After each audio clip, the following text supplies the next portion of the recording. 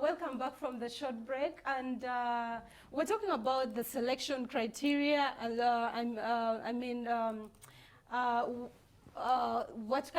which institutions that AFLI piloted, and the HIGI just told us about the,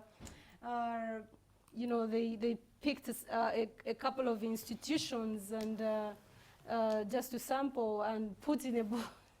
What do you say? They shook, but random sampling. Random sampling. Thank you so much. They utilized the random sampling. Mm-hmm. So I want to ask, for instance, do you have plans of, rolling it out to other institutions of learning across the country? Yes. After this pilot phase of 3 years, which ends in May this year, we are discussing with our partners, Uganda Management Institute, together with FIT Insights, as well as with our donors in the Democratic Governance Facility, the possibility of extending these for another 5 years to 11th Parliament, and also therefore do more institutions of higher learning. So this was only a pilot basis. Yes, we intend to roll out.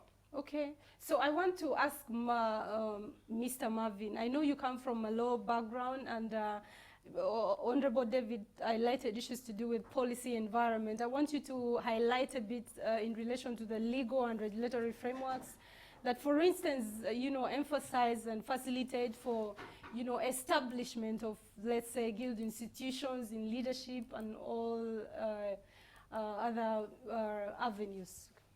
All right, thank you, Martha. One thing that maybe I could add my voice on, Honorable David Pukol, is that these guild offices are actually public offices. It's one thing we need to understand. These are public offices. And you know that the Constitution gives Parliament the duty to make laws for the good governance of our country. So one of the laws enacted by Parliament is the Universities and Other Tertiary Institutions Act, as amended. So this law, under Section 69 and Section 92, creates guild governments under as students' associations. So it gives, the law gives students' associations or guild governments the mandate to create and draft their own constitutions. So by virtue of having this legal framework, we find that guild governments are actually public offices. So it's very important that public offices are held accountable. So that's actually why AFLI comes in, because AFLI holds leaders accountable. But again, looking at the entire legal framework of the youth policy, when you look at the African Charter for Youth Development, which Uganda ratified and is a signatory, it requires the Ugandan Parliament to make laws that are sensitive to the governance of youth development. So all this, the guild leaders being at the grassroots, at the lowest level of youth leadership, they become a key input on the development of youth leadership. So we look at various policies. We have the Sustainable Development Goals. They also highlight the importance of youth in leadership, which is also very important. We have the National Youth Policy that talks about the role that youth have to play in the governance of this country. And we recently have the National Plan, the current plan, that also highlights the importance of youth. Yes. So as AFLI, we come in to look at how do these young leaders hold these public offices. One, we have parents who petition. So when you petition, all these guild universities have deductions they make that go to the guild. Many universities refers to guild funds. Yeah. So these guild funds, this is money from the taxpayer. When you come to the public universities, there is a capital fund given to universities. We have students that are under scholarships. So the fact that we're having people spending money on these offices sometimes 15,000 per semester, Exactly. and some others like UC, I think 150,000. They have very big amount. So this is a semester to the guild leadership. Okay. So public money goes to the running of guild governments. So when So you've talked about the guild fund. We want to ask Pal a question. For instance, how do guild institutions, you can speak from the UCU perspective. You've been a former MP, you said you've been a former minister for representing the Faculty of Journalism, Media and Communication at Uganda Christian University. And how do guild institutions, how did your guild, for instance, utilize this money? What are some of the services that were provided to the students? Well, thank you, Martha. The Guild Fund, okay, for example, in Uganda Christian University, they mainly use it to top up students' tuition. For example, students can pay like half tuition, and as the semester is coming to a close, the the guild body comes up and like, you know what, can top up this tuition, and the student can sit for the examination, and there's no disturbance. And also the Guild Fund, they use it to do other activities in the university, like provide maybe sanitary water like for students to use, the security lights that are put up by the guild government. So mainly that's what we use the Guild Fund at Uganda Christian University. The Students' Guild van, for example. Yeah, the Guild van for easy transportation to different areas to reach out the information to students. Travel abroad, travel inland. maybe just to add on what Paul is saying. So when you see that amount of money being given to students to manage, there is need for an independent body to come in and scrutinize the usage of these funds. How are student leaders carrying on their mandate? Because they have a mandate to implement. So that's how now why AFLI comes in to look at these guild institutions and how they are run. Okay, this is great. It's definitely lots of money. If they say it's between 10,000 to 150, I'm told at UCU about 150. Of course, every institution has, that's the range, between 10,000 to 150. And so you've mentioned something very critical, that an independent body has to come and try to, scrutinize. And so I want to ask a question to Honorable David. How is of those institutions that you've been piloting, how has been the assessment criteria? How have you been assessing most of these guild leaders? Before we can hear the key findings about the performance of these guild leaders.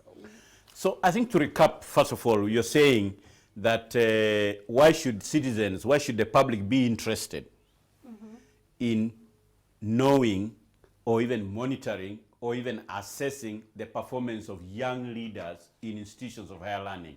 Remember that the Constitution gives rights to youth. The national policy gives rights to youth.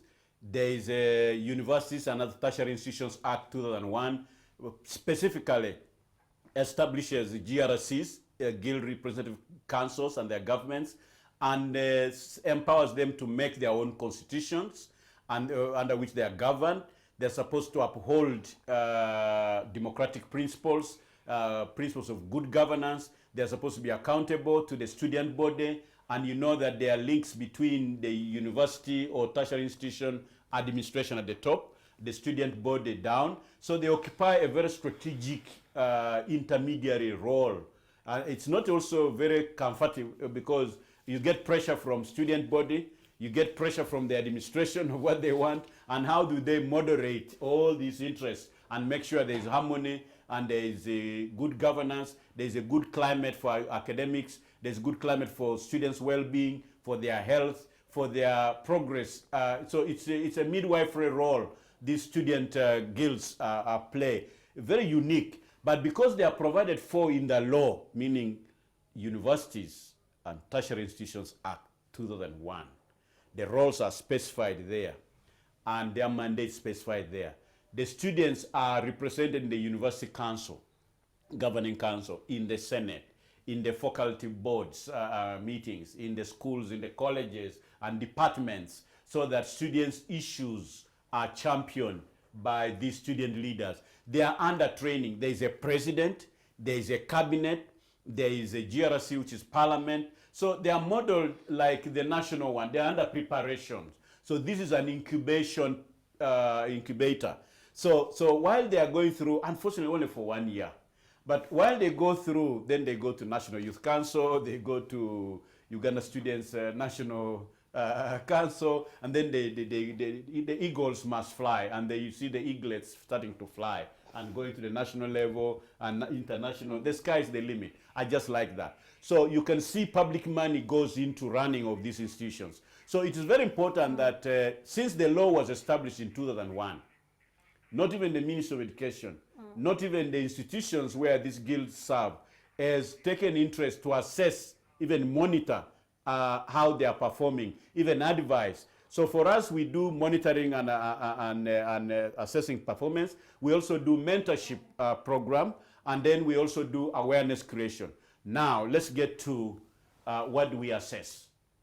What do we assess? So this public lecture, public dialogue is part of awareness creation to popularize that, please, there is a government in each of these institutions. How do they function?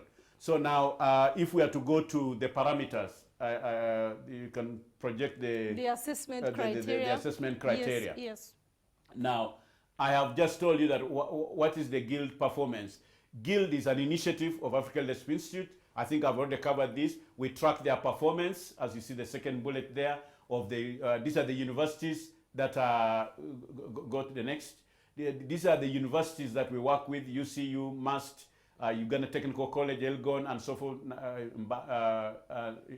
Mubende, and Makerere University. Next, this is what we do mentoring. We bridge the gap between, they bridge the gap between the electorate, the student body, and of course the institutions of higher learning itself. We strengthen their skills, their competencies, and also try to shape their attitudes. That's what this project is about. You can see some of the leaders that have been in the Guild. I've just mentioned some of them. And so I think some of us will be happy to retire and knowing that the people who are in charge of the country are people that we have mentored. What a good thing. Don't leave it to chance. Next. And of course, we have covered that legal regime. But if you look at Section 91 of the University and Tertiary Institutions Act, there shall be a students' association which shall be constituted in accordance with regulations made by the governing council of that institution. Meaning, the Students' Guild Government Constitution is subordinated to the constitution of the institution in which they serve. The constitution of that university or the tertiary institution is subordinated to the national constitution of the Republic of Uganda. So what do we do? Guild Scorecard. What do we do? Mentorship program. Next. And now these are how we evaluate. We come into a university or into a tertiary institution and we assess their core governance principles. How are they governed? How is the Guild governed? Is it upholding the constitution? If these people come to the national level, will they abrogate the constitution? Will they uphold these principles? So we want to inculcate constitutionalism while they are inside the university or tertiary institutions. And also we assess their linkages with the institution, their administration, and also their linkages with the student body. Are they cordial relations? Is it adversarial? Is it consensus-based? And so forth. And then what are their legacy projects? Where do they put some of their money? We want young leaders to leave a legacy.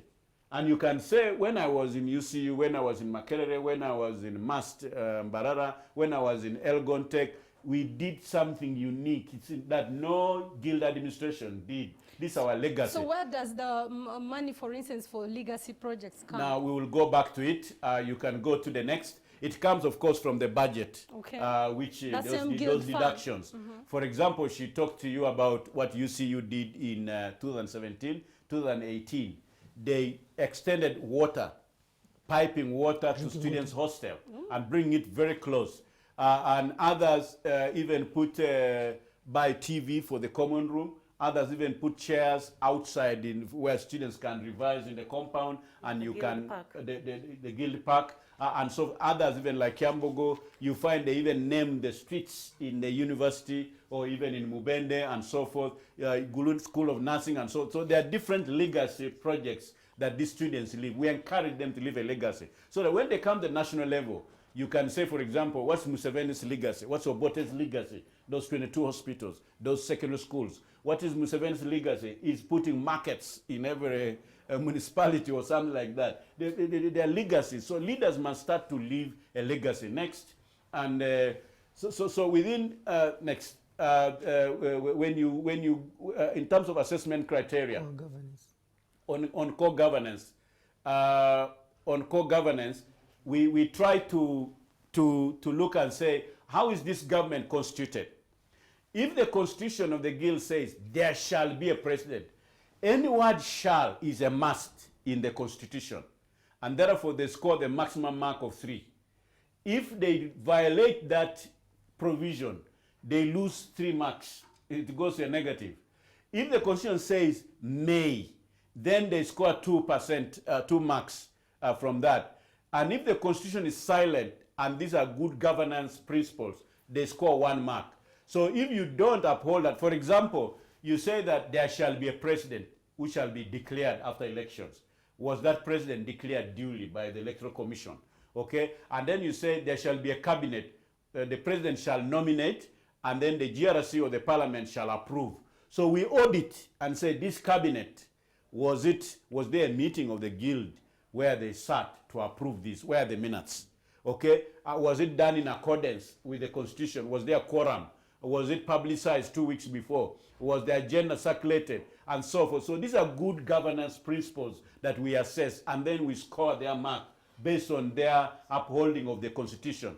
Now you can say the GRC meetings, the Guild Representative Council meetings, if they're supposed to be 1 per semester, how many did they hold mandatory? Did they hold 4, or did they hold 2, or did they hold 3? So meaning that, are they respecting their constitution? If you say, for example, the discussions in the GRC, so how are they conducted? Is there rules of procedure which were made? Is it chaotic? Is it orderly? So we get all minutes of the GRCs, of the Guild Representative Councils, the parliaments, and we audit them and give them marks. That's what we do under core governance. But also under core governance, we look at and say, are the ministerial positions established here in the constitution? Are the people holding cabinet positions registered members of students of that university? For example, in 2017, 2018, we found that some universities established positions like Mbara Mast, established positions that are not in the constitution. Like, for example, you find PGB, and they're spending money. What is PGB? Presidential Guard Brigade. And it's not there in the constitution. You found these bouncers, these kanyamas around the president, and they are being paid with taxpayers' money. But the positions are not. You find a chef for the guild president. You find a driver for the guild president. And money is being spent, and you find some constitution, they put a prime minister, but it's not there in the constitution. And you find they put a minister for gender, but it's not there in the constitution. So we encourage them to amend the constitution properly and provide for these positions, so that where taxpayers' monies are spent should be based on constitution. So this is how we are mentoring them, and we are assessing them and giving them marks for where they comply, and also where they don't comply, we subtract. So I want to stop you a bit, Honorable David. Were students, for instance, prior the assessment, maybe before I can ask you, I want to ask, we have the former guild minister here, so that we don't be like talking about the guild. We want to hear from a lived experience. I'm sure you said you're part of the previous guild, which whose scorecard is also about to come out, by the way. And we share the feedback of the results today. So I want to ask, were you consulted about the assessment criteria as UCU, which is part of the institutions that is being assessed? And were you happy with it? Did you see it as a fair, or, you know? Yes, actually we assessed. We had Mr. Mtevi come to talk to the guild officials, and I think it was a good idea that was brought up, because we educated about it, and I believe that at the end of it all, like as guild officials, we can't work as the same way, because there are those who would work so well, and they're different. Okay, we are given like different scorecards. Like you find out that this guild official is so good and can help others also. Like, you mean in performance? Yeah, in performance, okay. Like, and help those who are like, how can I say, those who can't really make it who are perhaps lagging behind. Yeah, lagging behind. behind would be a polite way of saying perform poorly. Performing poorly, actually. Yes, yes. Should be a polite way. So I believe the scorecard was really good to be brought up to the university because it taught us different ways of doing our activities. And did you agree with the assessment criteria? Yes, we did. Right from the beginning? Yes. Okay, that's so good.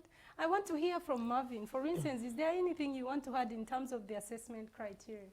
Maybe just to add, our assessment, Just quickly. yeah, our assessment criteria is based on the constitutions of these institutions.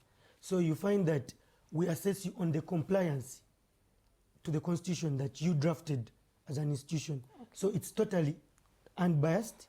We come in from a neutral point of view. We look at your constitution, we analyze it. What are you expected? What are your obligations? What are your duties? What are your rights? How have you implemented them? So that's how we come up with scores. Of course, we give priority to scores that are supposed to duties that are supposed to be implemented. When you talk of shall, like the Honorable was explaining, so the scorecard, the guild scorecard, is really a tool that looks at the compliancy of guild leaders in relation to their constitutions. So you'll find that we are trying, actually, at the start, we had different institutions with different constitutions. But as the project has moved on, we are trying to align them to the best practices. That's why we have had amendments. Some institutions are amending their constitutions to align with the best practice. We're having them consult us and we're helping them. So in terms of the assessment criteria, I can say it's totally unbiased and it only looks at the constitution and the performance of guild leaders. Okay, so again, I want to ask you one last question. Did you, for instance, involve these guild institutions in developing the assessment criteria together, or you developed as a flea and then you eventually took it to the guild offices? Actually, at the inception of the program in 2018, there was a consultative workshop where the then guild leaders were invited to Africa Leadership Institute, and we had a consultation on how they should be assessed. So we had their views, we also presented our views, and we came to a middle ground, which was, of course, accepted by all. But again, the scorecard is an adaptive tool. It keeps evolving. When you look at the baseline, the first scorecard we had is different from the current one, which will be different from.